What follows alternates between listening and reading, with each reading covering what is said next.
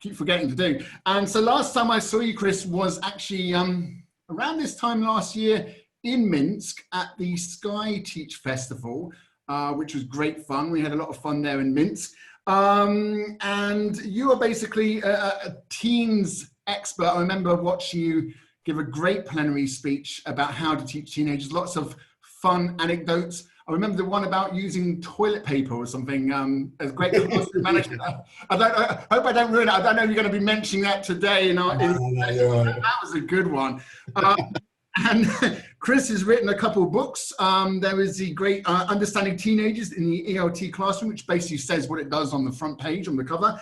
And also Structuring Fun for Young Learners in the ELT Classroom. And you have it's just coming out next month, I believe, like a sort of almost like a subsidiary of that book, but for online teaching. Is that correct? Absolutely. We played about with having it as downloadable chapters, but in the end it turned into its own little book. So and it's not really that little anymore, but yeah, for teaching the little ones online, which is exactly what we're going to look at today. Yeah. Brilliant. And that is available to order on the Pavilion website? It is. Publication date, I believe, is December the 11th, so, but you can pre-order it already, yeah. Fantastic. Okay, Chris, it's all yours. Over to you. Thank you very much. Thank you. I shall share a screen with you guys. And, that's lovely. Isn't it nice when everything works? And we've got that chat here. Great stuff. So, I'm starting out from this from the imagined scenario that we have a class of 6, 7, 8-year-olds at home, and we can see them in the little video cam sections of the page. We've got the basic elements. We've got our kids up as video image. We've got the chat box. We've got a central display system, or central display area where we can share our screens and maybe use a digital whiteboard. And we've got the microphones.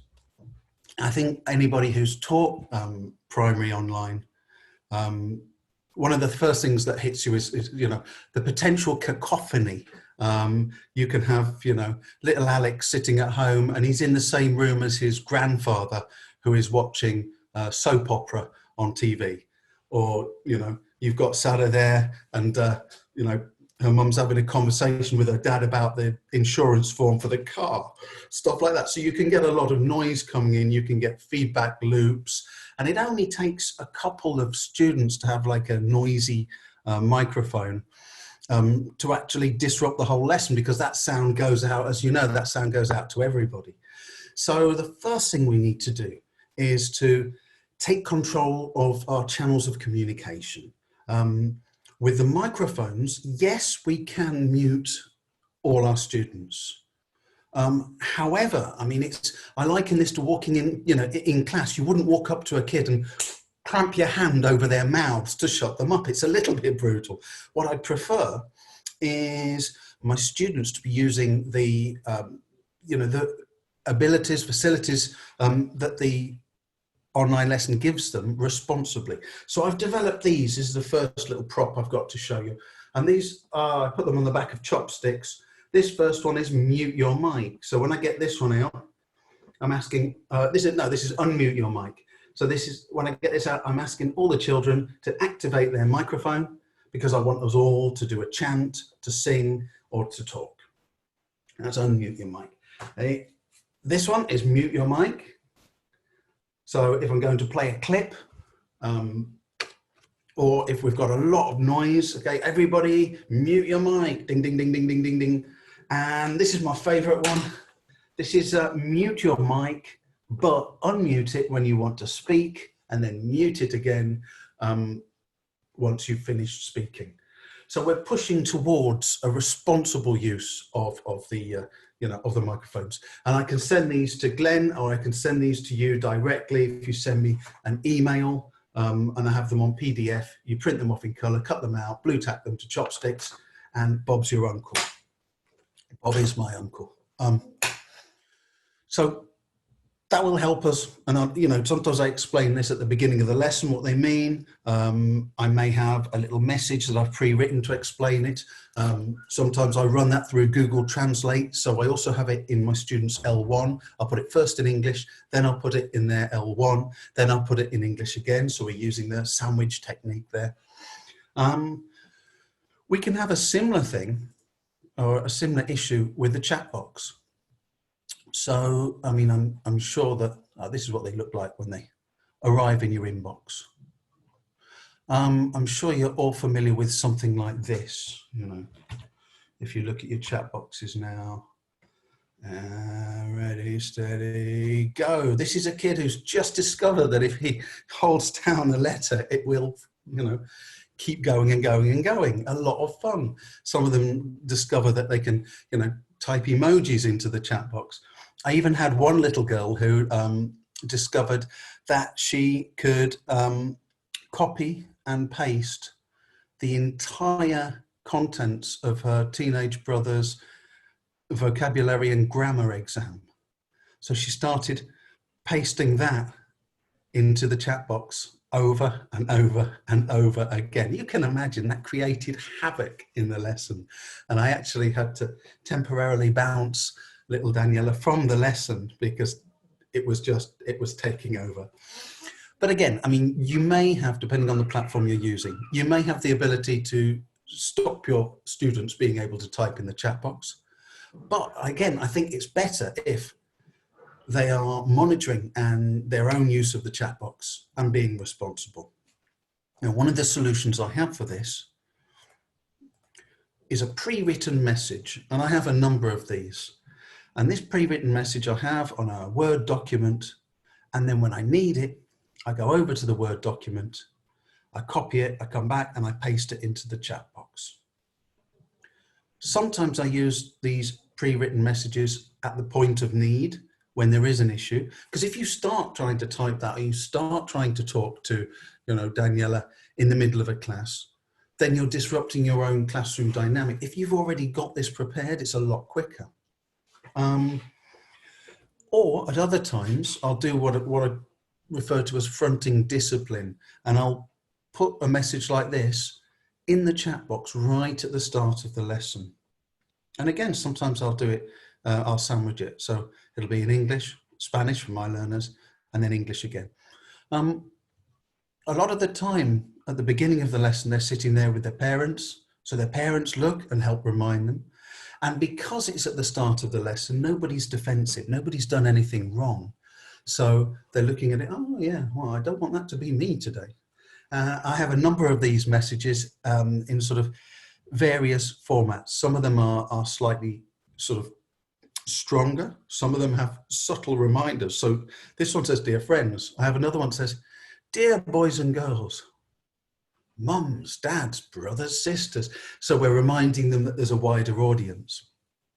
And what I'd recommend is, in terms of classroom management for your young learner online classes, whenever you have a problem that repeats once or twice or even thrice, that you actually sit down and compose a little pre-written message and add it to your library of pre-written messages.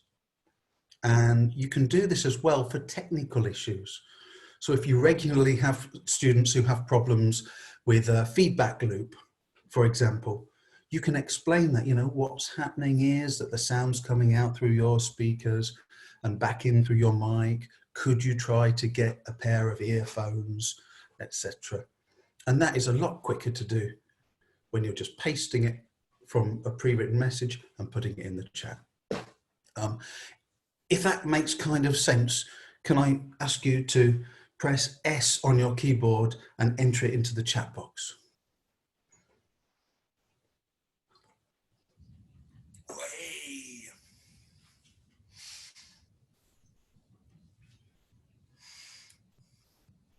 Great stuff, thank you very much. That tells me you're out there.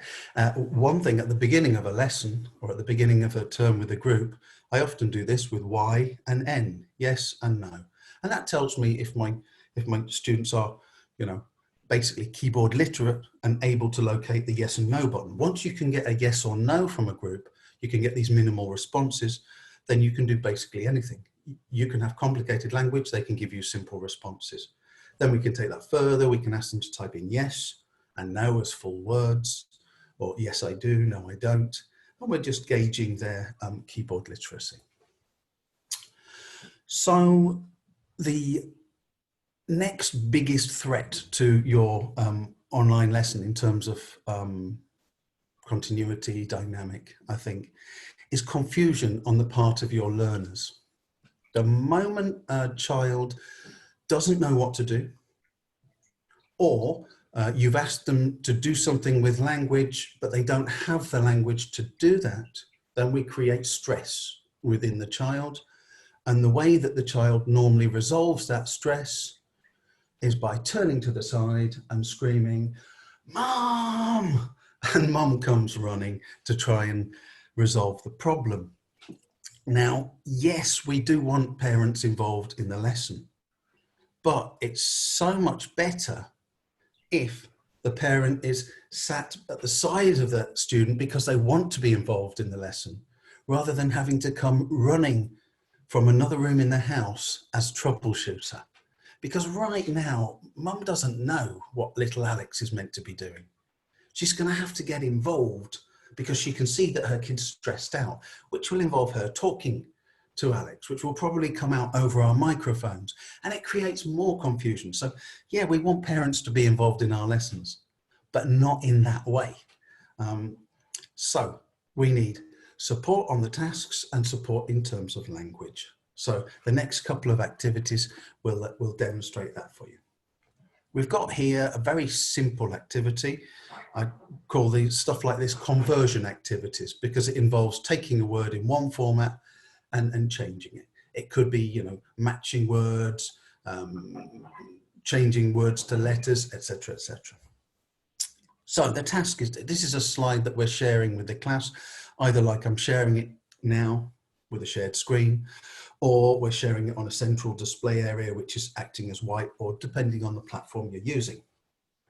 So the teacher displays this, the children see 10,000, and they go over to this, they find 10,000, they cross-reference it, and they type the number 10,000 in the chat box. If I just had a slide that said 10,000, which may be next, let's have a look, no it isn't. If I just put 10,000 in the central display and said 10,000, what happens if little Gemma doesn't know what 10,000 looks like? She's no way of accessing that language, and we've created stress within her, and that's a mom moment. So now she's got the language she needs. We've given them all the language that they need for the task.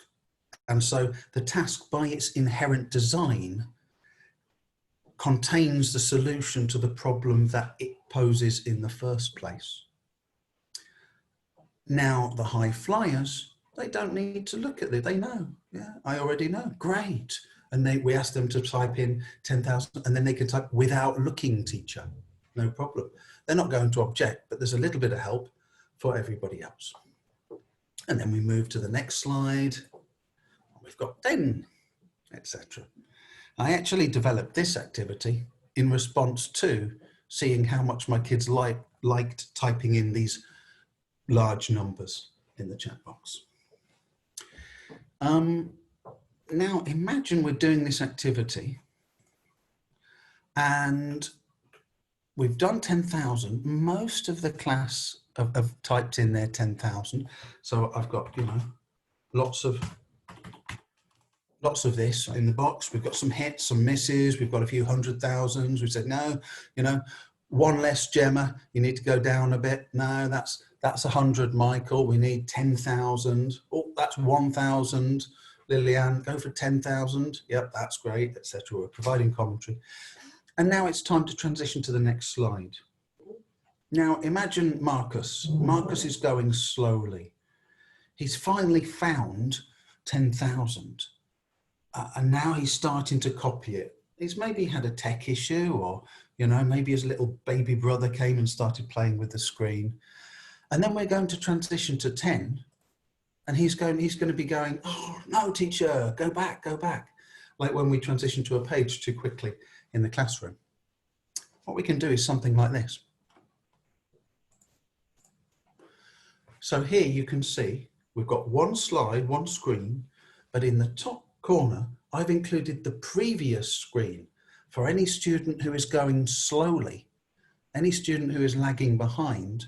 They can then, this is the one we were doing. So they can use that while the others are still working here. And then when I transition to the next slide, which is 1 million, we'll have the 10 slide in the corner. So in that way, we avoid the, oh, no teacher, now I can't see it. And there's residual help for the student who is going a little bit more slowly. Right, I'm sure you've done this, but I have to cover it anyway. You know, the what is it floaters. So we float stuff by the screen, by our webcam, as little as we can there. I gave you too much, and we do the what is it. Recently, I decided to do condiments with my middle primary students, an additional set of lexis to the book. I thought stuff you put on foods is quite interesting, because there's always stuff you put on foods on the table. Now, instead of just going, oh, what is it?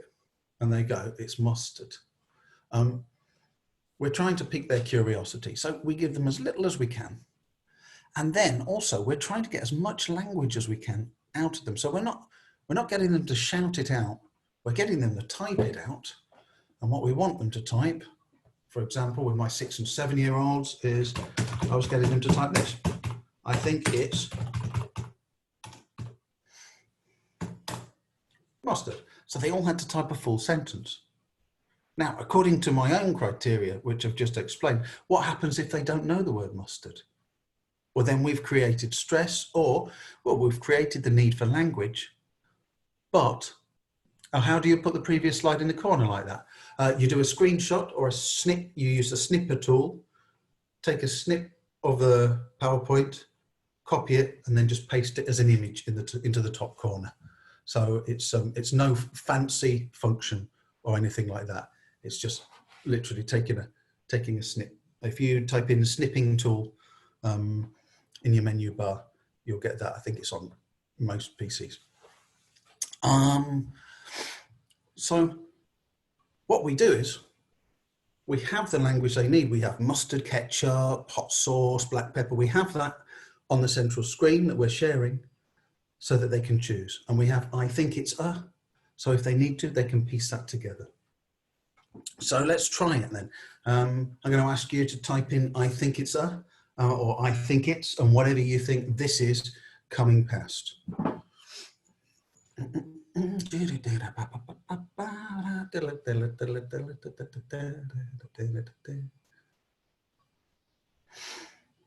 soon as you think you know, knock that into the chat box. Thanks, ice cream, Britannia. Good try. We still love you, but no. It's a donut. Toruń, good try. I think it's a mug. Could be a mug, but it isn't. Good word. Well done. I think it's a bowl. It's an artifact in the eyes. It's mayonnaise, Maisie. Mayonnaise is probably here, but it's not mayonnaise. You're working on the condiments well. Go to the other corner for Britannia. Cookies. Good try, Victoria. I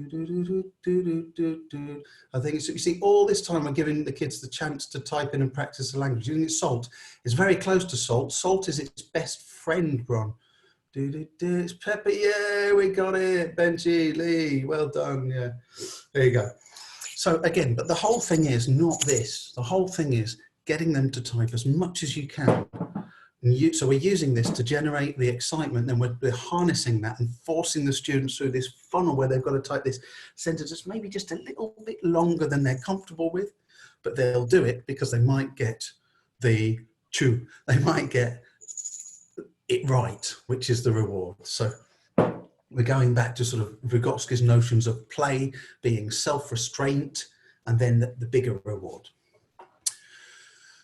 These are that's just basic floating objects past the screen. Whenever I do online teaching and I'm walking past the fridge, I'll just grab a handful of things, you know, And again, the supporting language could be, we just type the words into the chat box, do you know what this means? Do you know what this means? Do you know what this means? Then they've got 6, 7, 8 words. Then they've got the language they need to look for. If you take a familiar object or substance and you put it in a plastic, one of these little bags, then you break up its shape. So you make it even more fun. So this one, what do you think it is? And then, especially if they're liquid, we can squeeze it around. It's quite visual, quite fun.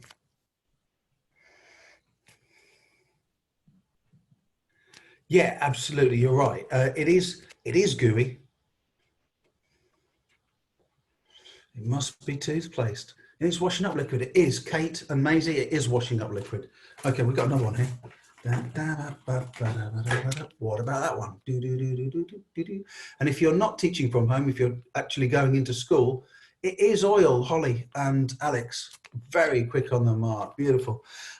These are very easy to take in. They take a lot less room in your bag, but just make sure you've sealed them up if you're putting food in there. What about this one? I don't think anybody's going to get this. It's not tea. Sauce. It is sauce, Elena. Yeah. It's been giving me trouble for the last couple of days. This one, it's green habanero sauce. And I tried rather too much of it the other day. So, and then we can have solid objects as well. We've got this.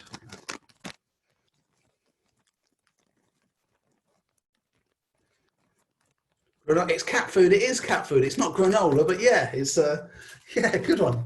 Somebody said they thought it was rabbit poo the other day. What about this one? Very similar, but we're going smaller. I've got 2 cats. Hamster food? No hamsters with the cats. Fish food. On the camera, on the webcam. If you go to the webcam and have a look, you should see it, Roger. Kitten food, good try. Lentils. Diana, Dina.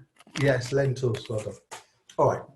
So these are fairly low-tech activities. What do we got here? Okay, that was what's in the bag. What is it? Foil, the same thing. So we're doing animals. And then I would feed into the chat box, it's got a tail, it's got claws.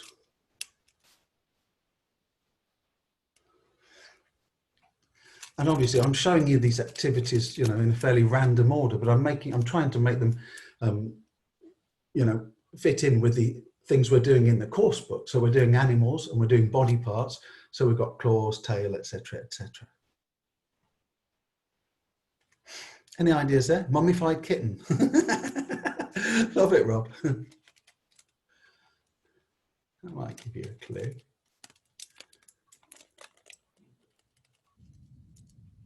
It's got small. It is a T-Rex, Tatiana, yeah. So I'd go through the whole thing again. When we're turning this into an event, so it's got small feet, it's got small arms, it's got long legs, etc. Like this one. This one's great.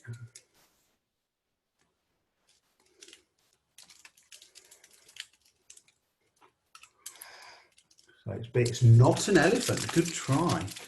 It's got horns. It's a cow. It's very similar to a cow. Yeah, it's this one's brother. Yeah, I'm sorry I put him in foil. Anyway, moving on. Let's have a look at another thing. So we're at home. We want to teach a set of vocabulary. We can make our own flashcards very easily. Here we've got mustard. And I've used colour coding, which is what I saw in some books. I think the Macmillan books tend to use colour coding. So we've got green for a question. So if I put this up, the students are typing, do you like mustard? If it's a red clothes peg, I don't like mustard. I don't like black pepper.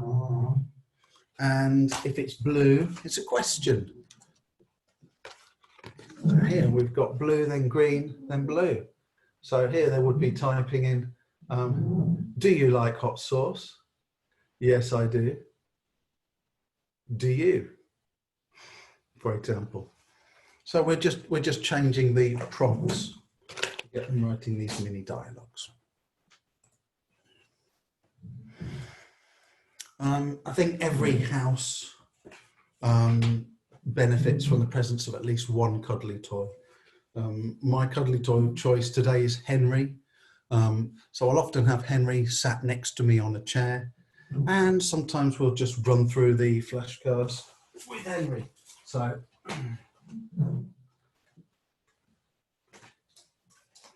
guys, I'd like you to ask Henry a question using this prompt. Once I've got 7 questions, once I've seen it 7 times, then I can ask Henry.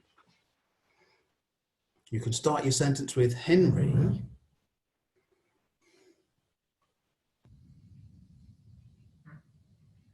Does Henry taste good with mustard? I'll count that though, Rob. Do you like, that's 1. Do you like mustard? That's 2. Kate. Henry, do you like mustard? That's another 1. Benji. Henry, do you like mustard? Do you like mustard? 4, 5, 6, 7. We got 7. And what I'll sometimes do is I'll tick those off on a mini board because I'm trying to milk the activity or the situation for as much language as I can. So we say, Henry, do you like mustard? Henry likes mustard. And then we give it to Henry. Sometimes, I mean, Henry won't. Henry will go no, and he'll take the flashcard and he'll just, you know, throw it on the floor. He doesn't do that too often because nobody likes a class mascot who's a bit of an arsehole.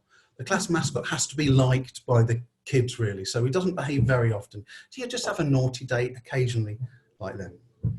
Now we can take something like that a little bit further. So here we've got a situation. We've done the condiments. Thank you, Kate. And we've covered fried onions, mayonnaise, ketchup, mustard, sausages, and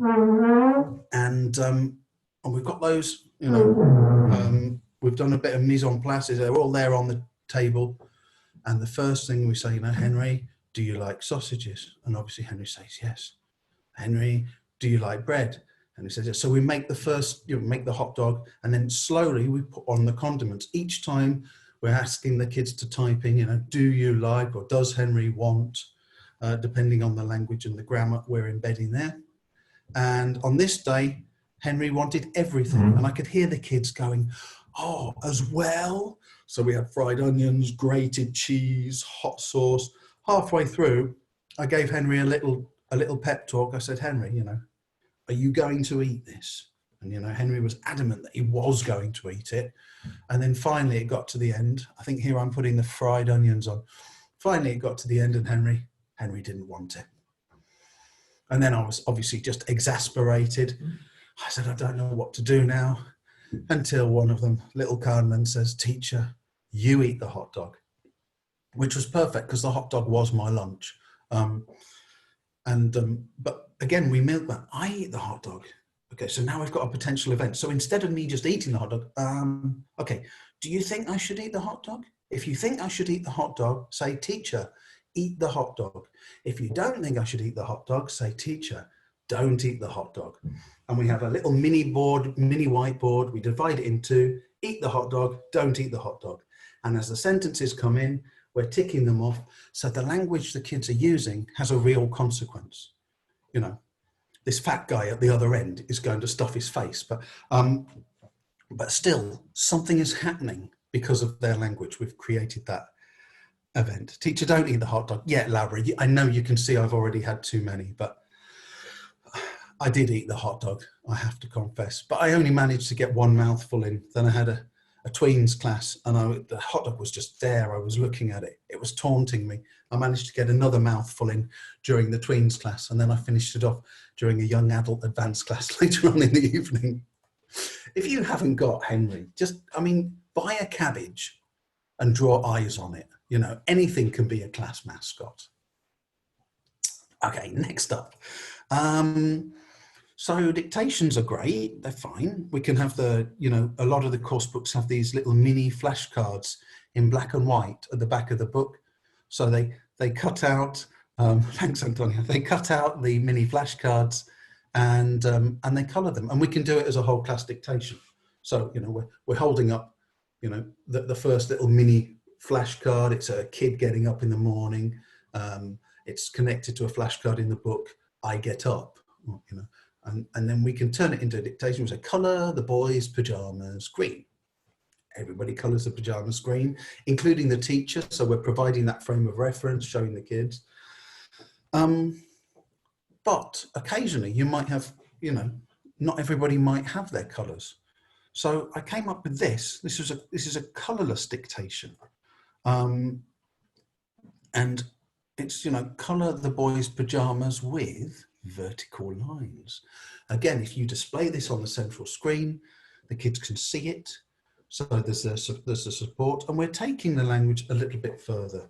You know, I always try to take the colours a little bit further, or colouring activities, and introduce a little bit more, because otherwise I think the kids get burnt out on the basic colours and numbers by the time they're, you know, 8.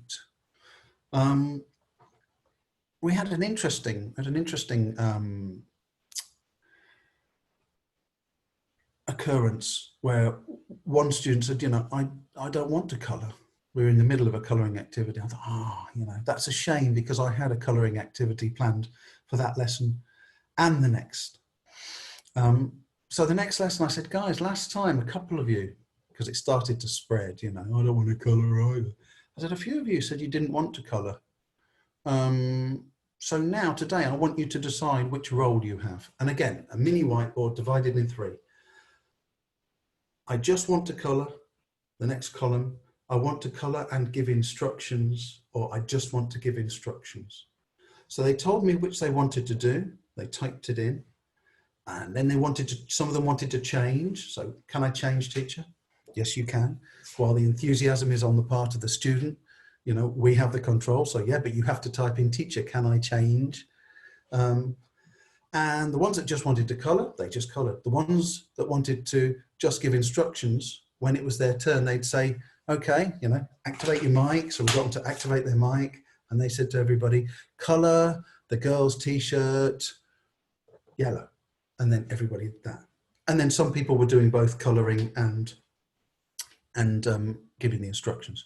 The ones that were just colouring, by the way, occasionally I'd say, hey, tell me about your picture.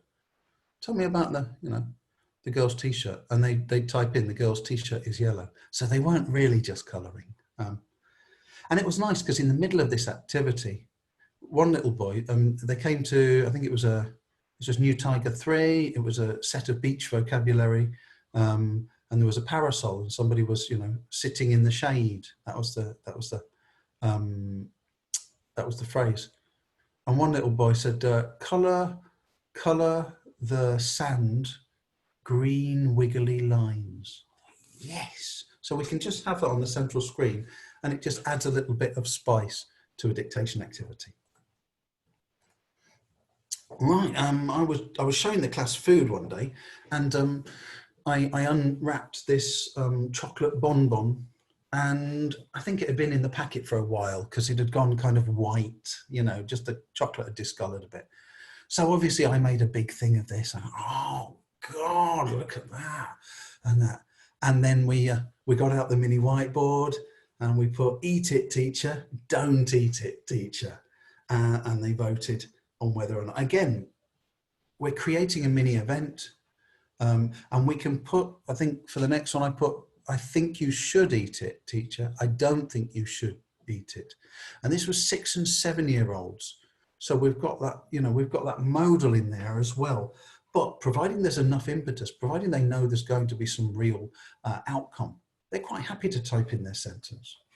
So then I started engineering these small events, and I hard-boiled some eggs in green food dye. And so when they came out differently, which is interesting. But I'd hold up an egg. I say, okay, look, I've got a green egg today. I think you should eat the egg, teacher. I don't think you should eat the egg. And again, I had that language on the central screen. So basically they were copying it, but I got my sentences in.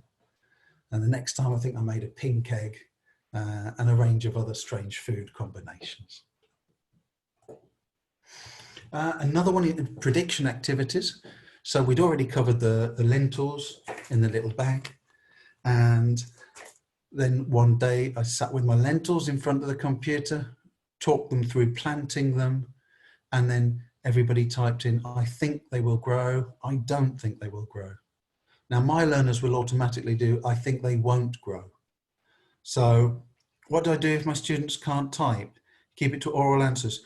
Well, Elisabetta, my students were 6, 7, 8, so they can type. But yes, you could keep it to oral answers, or, I mean, even with 5-year-olds, you can get them to do one letter. So I think it'll grow, then type in, type in a Y in the chat box if you think it'll grow, So one letter. If you don't think it'll grow, type in an N. And even your 5-year-olds can find the Y and the N on the keyboard. So then we're just reducing the amount of strain in terms of, but if you do use your chat box quite extensively like this, even over, I mean, I found over a 3-month period, my children's typing came on a lot. But it's a good point. And even with a class that can type, sometimes you will find that they get tired. So you might be asking them for full sentences at the beginning of the lesson and then just drop it down to short answers, one word, one letter. And Holly, yeah, they could do the demonstrating things over the webcam as well. So we planted the lentils. These are the lentils here. They were soaked, and actually overnight even, they started to sprout. So I pretty much knew they were going to grow. I sowed them in real soil rather than on kitchen foil, which I think reduces the chances of salmonella. And then you can't see what I'm doing in the chat. Okay, maybe if you have a look, Ida, you should be able to find in your options chat, and you should be able to bring up the chat box. But what I did was basically type in the letter Y and the letter N. So I'll reduce my use of the chat box for you as well. So every lesson it would be, teacher, can we see the lentils? When they remembered. So what I'd do would be to forget where I'd put the lentils. Teacher, can we see the lentils? Yeah, I can, but I mean, do you think they're growing? So everybody does the prediction, and yeah, I'm going to go and get them. And then I go off camera. I actually just stand at the side for a second and hold my breath. Then I come back. I've just been to the bedroom. They're not in the bedroom. And then I wait. And it's only a matter of seconds before a kid types in, look in the living room. It's like, I'm in the living room. They're not in the living room. And then I come back, and then we go through all the house vocabulary. Anyway, finally, we do find the lentils. They're in the patio. Lentils grow very quickly. It was only a few lessons until they were quite large. They were microgreens. And then I started eating them. One day it was, can we see the lentils? I stood up. I said, I'm sorry. They went in there. So you can do that. You can plant anything online, and the kids can slowly watch it grow. But again, the language is predicting, which are growing faster, the beans or the lentils, etc., etc. You're doing the house now, Ida. Great stuff. I mean, you can do it in your room. You can pretend to the class you've lost your teacher's book or you've lost your pen, and you're looking, can you help me? Is it on the table? No, it's not on the table. Is it under the table? No, is it under the chair? Etc., etc. Oh, okay, yeah, let me send my messages to everybody. All panelists and attendees. Here we go. Now I think you'll be getting my messages. Thanks for that, people. Cheers, Glenn. Okay, next activity. Tell me where to go. Was it? So, oh no, it's this. Okay, this is one of my favorite. This is one of my all-time favorites. So we've got the emojis. The emojis are from one of the fonts that come free with Word. It's Segoi. So you'll find them in the same place as Wingdings. And we put this, we share the screen, and we start here, and we say to Alex, Alex, unmute your mic, unmute your mic. Alex unmutes his mic. Alex comes first on the list because his name begins with A. I say, okay, so we start on the skull. Alex, tell me, go up, go down, go left, go right. And Alex says, go up. So I go up here. Go left. We go left to the headphones. Go left to the rocket. And he says, that's it. So what we do, we circle the rocket with we use a pen function, and we put Alex's name next to it. Let's have a look. We've done that with a couple of students. Oh, here, Alex chose the whale. So, and then we go to the next. Okay, Carmen, unmute your mic. Hello, how are you? Oh, well, teacher. Okay, so here, tell me, Carmen, go down, go up. And she says, go right, go down, etc. till we get to Carmen's. So what we end up with is this annotated with their choices. And these are the emojis they've chosen. So if we're doing an activity, if we're doing any activity which has their name on it, I can go and I can put their emoji that they've chosen next to their name. If you paste these emojis directly into a PowerPoint, I find they sometimes come out as black and white. So I tend to paste them into a Word document where they come out in color first, and then do a snip and then copy them across. My next move was I actually took a pack of stickers. I don't think that's on here. No. Oh, that's the font. I took a pack of real stickers, took a photo and put the photo there. And then they were able to choose the sticker they wanted by go up, go left, go right, go down, which was very handy.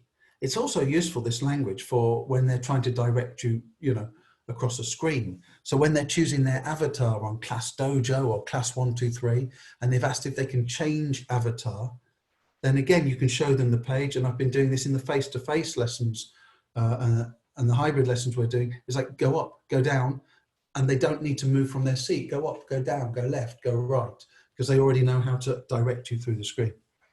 So on the day when they chose their sticker, I did a screen print of what they'd chosen. And then afterwards, I just cut out each sticker that each one wanted.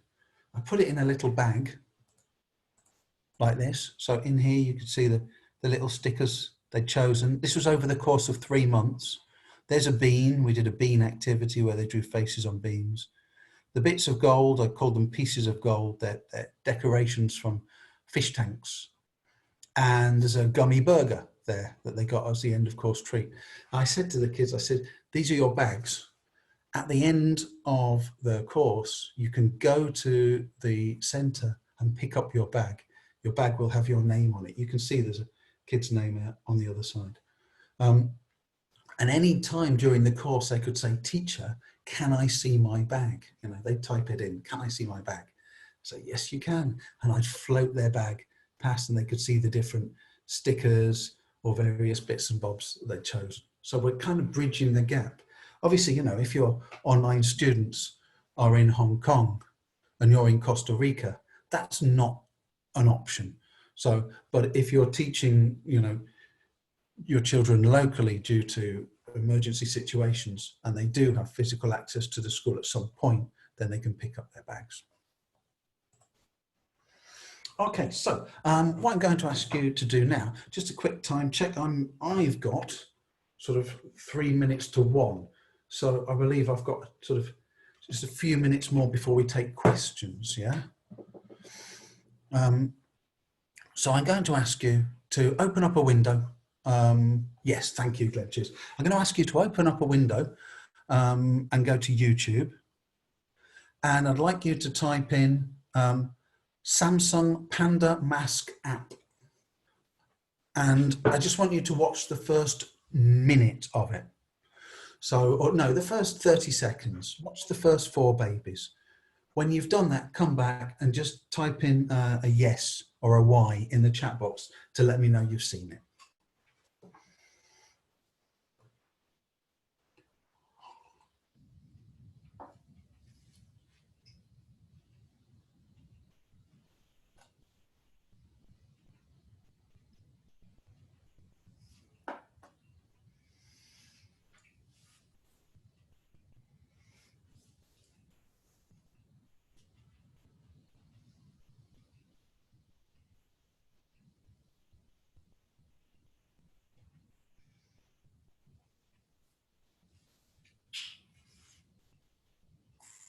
Stuff, Ricky. Thanks, Clara.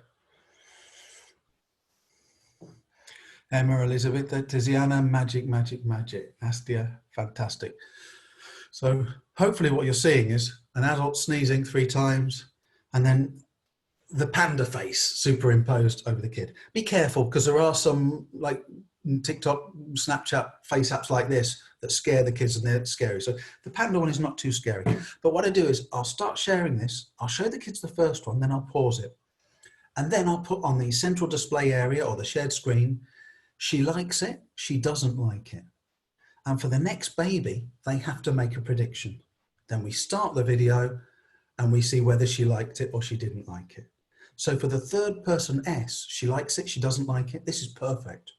And you can use these clips, you know, you have babies trying lemons for the first time, babies watching a Jack in the Box for the first time, and that, providing they're not too traumatic, but they're quite good fun. So we're making a prediction. And my final one, you can go and have a look at YouTube at this later, but this is a little kid who eats, he's sat in front of, you know, this massive gummy hot dog and a real hot dog, and a massive gummy pizza and a real pizza. And then he also has a cheeseburger and Coca-Cola. So for each one, he has a gummy version of the food and the real version of the food. And for each one, he says, I prefer the, and then he chooses.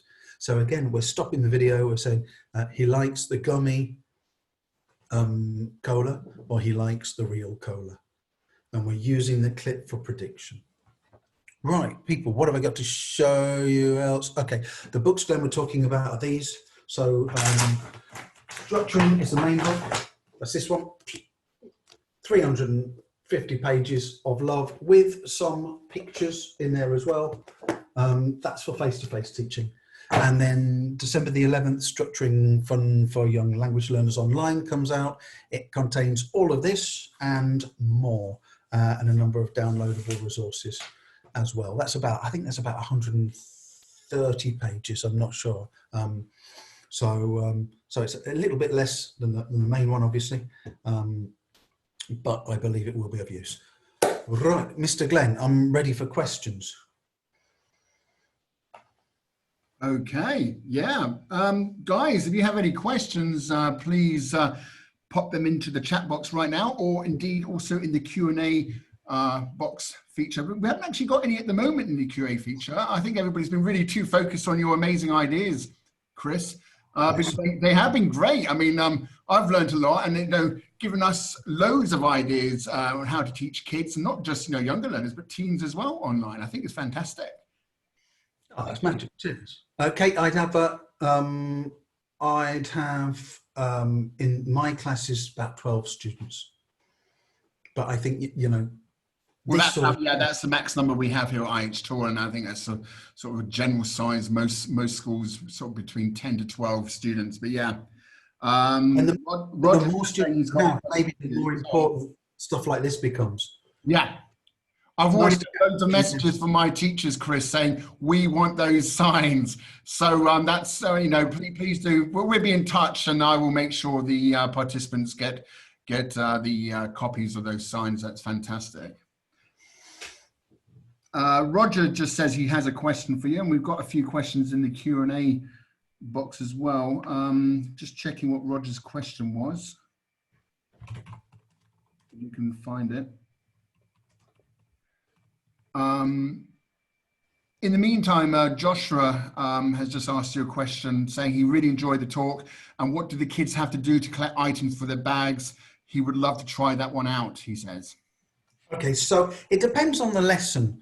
I mean, with stickers, you've got two approaches. I used to give kids stickers as a reward, but now I try to I thought, if I'm going to give them something, just give it to them. So I try to make it more about the actual giving and choosing of the sticker than actually using the sticker for a reward. So the whole thing, the whole activity is based around choosing the sticker they want, and they just get it. But they have to do the language connected to that, So can I have the sticker?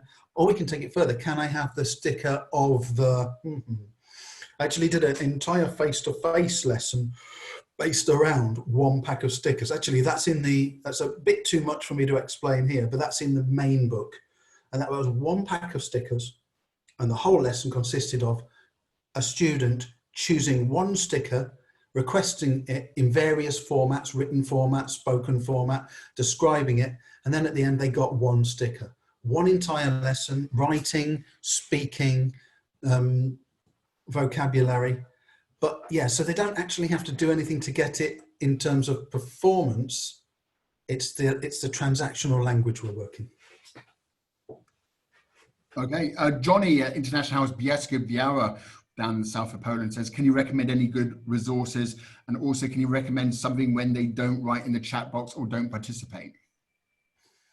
If they're not participating at all, I mean, then we have to use other channels. And I'm not saying this as a, draconian sort of punishment, but I think a call often, teachers, we torture ourselves about whether to give mum or dad a call. And that just a call home, nicely worded. I'm a bit concerned because, Valentina's not responding. I just wondered if she needed any guidance. And that can work wonders. I had a little girl that was, she was coming, she was disappearing, she was turning off her mic. And we just called home. We said, look, we think that Danny might need a little bit of support, And so for the next couple of lessons, one of her parents just sat with her and just helped her through, and it got her back on track. So making the wording, full of love, coming at it in a gentle way, but, just letting the parents know that, that maybe the child needs a little bit of support there. Okay, I've just found Roger's question. It got lost in cyberspace in the chat. Roger says, if a child is successfully drawing on the interactive whiteboard, would you recommend a sign? Yeah, I mean, yes, it depends on the platform. So the things I use have kind of evolved. I was using a different platform to Zoom. I was using Big Blue Button. So in order for them to draw on the board there, I had to make them co-presenters. So that never came up, which is why you don't see anything here. But yeah, I mean, a separate set of these just tweaked a little bit, for example, would be great. I mean, for that, yeah. Or ready-made messages, again, that you type into the chat box at the point of need.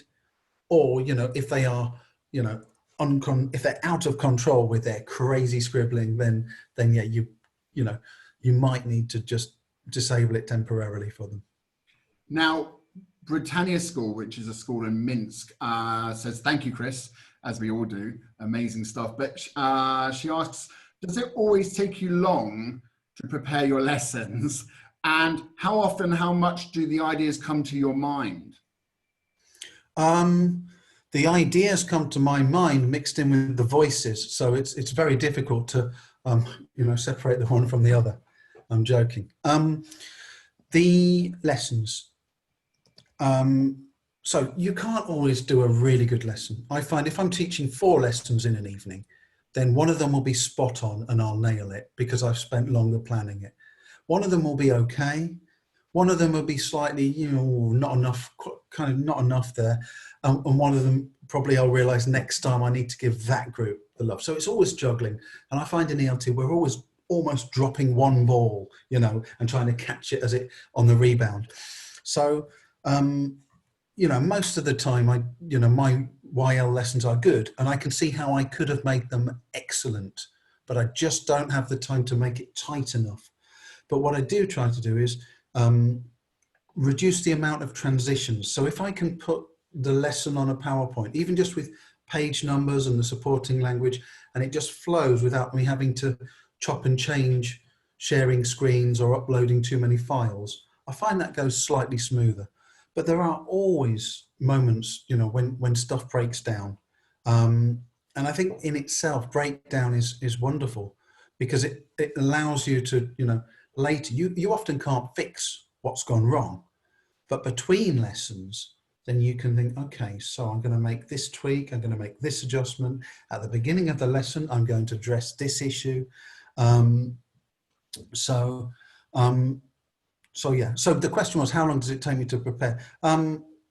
It depends. Sometimes, if I'm working from a lot of material from the previous lesson and re-showing something, then it could be not very long at all, and I can knock out a lesson in 20 minutes. and have it ready, or 30 minutes. I do find, you know, online you don't want to have gaps in your sort of in your lesson plan. But I mean, stuff like floating stuff past screens and that, this can be prepped up really rather quickly. You grab your objects, you put the supporting language on a screen. But I mean, the main thing is to ask yourself, what happens if they don't have the language? Where are they going to get it from? So, and the days when you're in a real rush and you don't have somewhere for them to go, that's when you get the confusion. So even if you're in a rush, it's like, where will they get the answers? Where will they get the language? Where is the support? And that'll make the lesson go more smoothly. Yeah, I think gaps in your lesson plan as well, obviously that creates dead time, and you don't want dead time on online lessons. Basically, one thing I've noticed recently with just doing some observed lessons here at IH Toruń, very simple thing, you just change the default setting. When you send them into breakout rooms, when they come back, the default setting on Zoom is 60 seconds. And we've had it with some, you know, sometimes you're waiting for all those students to come back in, and that's just creating dead time. So changing it from 60 seconds to 10 seconds really helps as well. So little things like that. There's a lot we still need to learn, I think, about online lessons, Chris. Now, one last question, and it's a good one. This is from Elena, also in Minsk. We've got lots from Minsk today. How do you deal with parents who intervene too much in the lesson? This actually happened last week here at our school.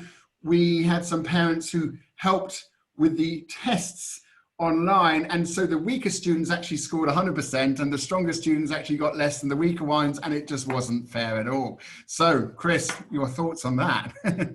Okay, so there are a couple of things there. So if the parents are being very vocal, occasionally I haven't pinpointed that parent. I've just said, okay, we've got quite a lot of noise, so guys, can you mute your mics? And the parents often get that they realize, was that me? You know, was I making too much noise? So, you know, and if the parent is there with the child, suddenly the parent finds themselves treated as a child as well. So, but I mean, we have to be very, very careful about that. So, or, you know, we can pretend, you know, so, you know, Alex is actually having a conversation with his dad about every question. It's like, Alex, I'm just going to mute you because there's quite a lot of noise. So, and then again, Alex is everything, okay, maybe we're making too much noise. I do find if you do mute a student yourself, though, it's always a good idea to tell them before. Otherwise, they don't know, and they think that maybe it's a problem with the system. They might just come back and, you know, go out and come back again and unmute themselves and that. So that's that.